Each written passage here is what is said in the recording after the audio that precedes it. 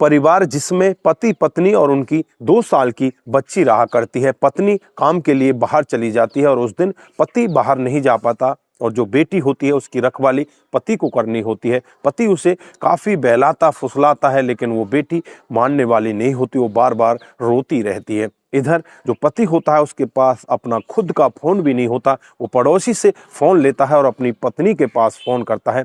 पत्नी को कहता है कि तुम घर पर आ जाओ, तुम्हारी बेटी मान ही नहीं रही, वो रोने से चुप ही नहीं रही, तुम आ जाओ, तुम उसे चुप कर लो। फिर जब पत्नी घर पर आती है तो होता है वहां पर इतना बड़ा कांड कि पति खुद अपनी पत्नी का धड़ गर्दन से अलग कर देता है और उस मुंडी को अपने हाथ में पकड़ते हुए पूरे बाजार से घुमाता हुआ पुलिस स्टेशन में लेकर पहुंच जाता है।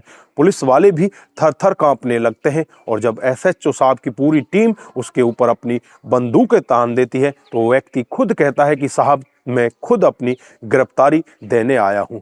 उसके बाद जब पुलिस उससे पूरी जानकारी लेती है तो एक बार के लिए पुलिस भी सोचने के लिए मजबूर हो जाती है कि आखिरकार इसने ऐसा कदम क्यों उठाया। तो दोस्तों, अगर आप भी पूरा मामला जानना चाहते हैं तो वीडियो के साथ अंत तक जरूर बने रहिए। आइए दोस्तों, जानते हैं पूरा मामला क्या था। नमस्कार, जय हिंद। आप देख रहे हैं एपीएच न्यूज़ राहुल रावत के साथ। तो दोस्तों, आज की जो हकीकत की घटना आपको बताने जा रहा हूं, उड़ीसा का एक जिला पड़ता है नयाजगढ़ जिला और इसी के अंतर्गत एक थाना आता है बनीगोज थाना और इसी के अंतर्गत एक गांव आता है बेटा पाजू गांव। ये बेटा पाजू गांव की हकीकत की घटना है। 10 दिसंबर 2023 का वाक़या होता है। दोपहर के करीब 3 बजे का वक्त होता है। थाने के अंदर बहुत सारे लोगों की भीड़ बैठी होती है। तभी सामने से एक व्यक्ति जिसके हाथ में एक मुंडी होती है और उससे खून टपक रहा होता है। जब लोग बाग ये पूरा दृश्य देखते हैं तो लोग बागों में हलचल मच जाती है। जो वहां पर पुलिस वाले होते हैं वो भी इधर उधर भागने लगते हैं, अंदर जाते हैं। एसएचओ साहब को पूरा मामला बताया जाता है।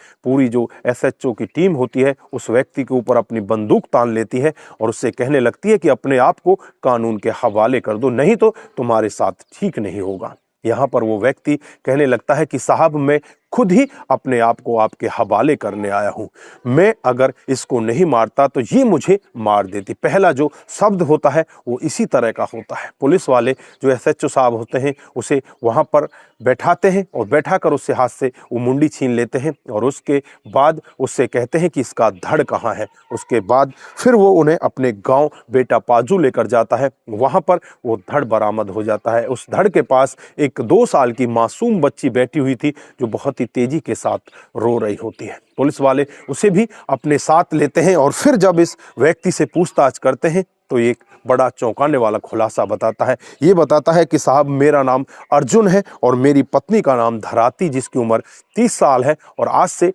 4 साल पहले हमारी शादी हो जाती है और आज से 2 साल पहले हमें एक बेटी हो जाती है। घर परिवार ठीक ठाक चल रहा होता है, लेकिन जो मेरी पत्नी होती है बार बार मेरे से लड़ाइयाँ किया करती।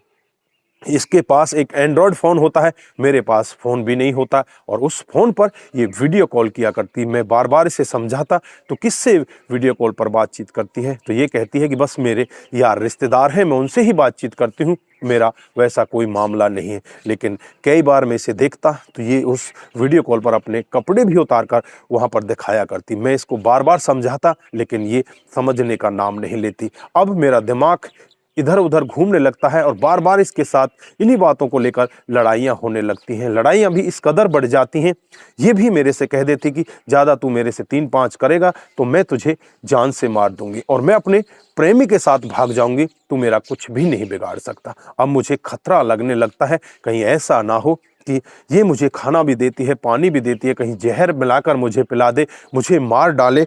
9 दिसंबर का ये वाक़या होता है। मैं पूरी रात भर सो नहीं पाता, रात भर ये पूरी रात यही बातें सोच सोच कर मैं जागा रहता हूँ। उसके बाद जैसे ही अगली सुबह आती है मैं अपने काम पर नहीं जाता। जो मेरी पत्नी होती है आलू खोदने के लिए खेतों में चली जाती है।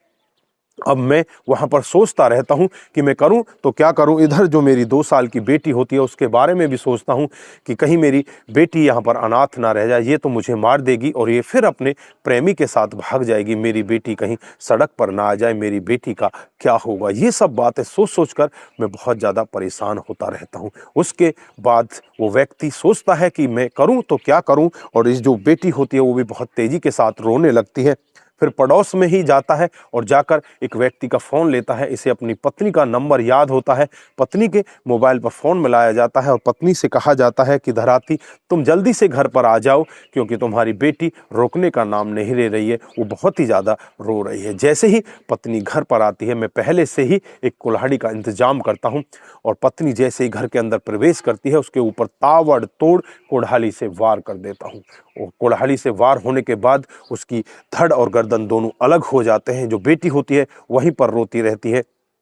अब इसकी मुंडी पकड़ता हूं और मुंडी पकड़कर इसे पूरे गांव भर से लेता हुआ आपके पास आ जाता हूं।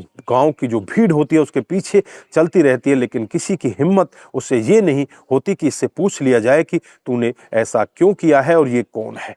चुपचाप गांव की भीड़ भी उसके पीछे पीछे वहीं पर पहुंच जाती है। जो पुलिस स्टेशन में हवलदार या वहां एसएचओ बैठे होते हैं, जब एसएचओ साहब ये पूरा मामला सुनते हैं तो उसी की तहरीर पर उसके खिलाफ मामला दर्ज करा दिया जाता है और उसे जेल के अंदर बंद कर दिया जाता है। इधर जो धराती के परिवार वाले होते हैं वो कहते हैं कि इसका दिमागी संतुलन ठीक नहीं था, ये मानसिक रूप से बीमार हो चुका था और हमारी जो बेटी है धराती वो इससे हद से ज़्यादा प्यार करती थी। ये तो फालतू के उसके ऊपर आरोप लगा रहा है। तो दोस्तों, आप लोगों ने देखा किस तरह से एक व्यक्ति अपनी 2 साल की बेटी को फिलहाल के लिए रोड पर छोड़ देता है। उसकी देखरेख करने वाला कौन होगा, जो वो खुद पहले सोच रहा था कि ये मुझे मार देगी तो मेरी बच्ची की देखरेख कौन करेगा। आज उसकी बच्ची की देखरेख कौन करेगा। अगर उसकी पत्नी गलत भी थी तो उसे पुलिस का सहारा लेना चाहिए था, उससे अलग हो जाना चाहिए था, लेकिन इस तरह का कदम उसे कतई भी नहीं उठाना चाहिए था। आज इस कदम की वजह से उसकी बेटी अनाथ का जीवन जिएगी और वो सदा सदा के लिए जेल के अंदर चला जाएगा। उसने एक बात और कही थी कि मैं खुद मरना नहीं चाहता था, मैं इसे मारकर जेल जाना पसंद करता था।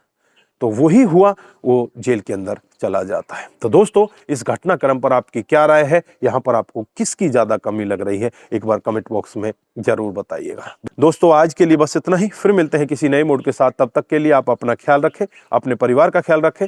नमस्कार, जय हिंद, जय भारत।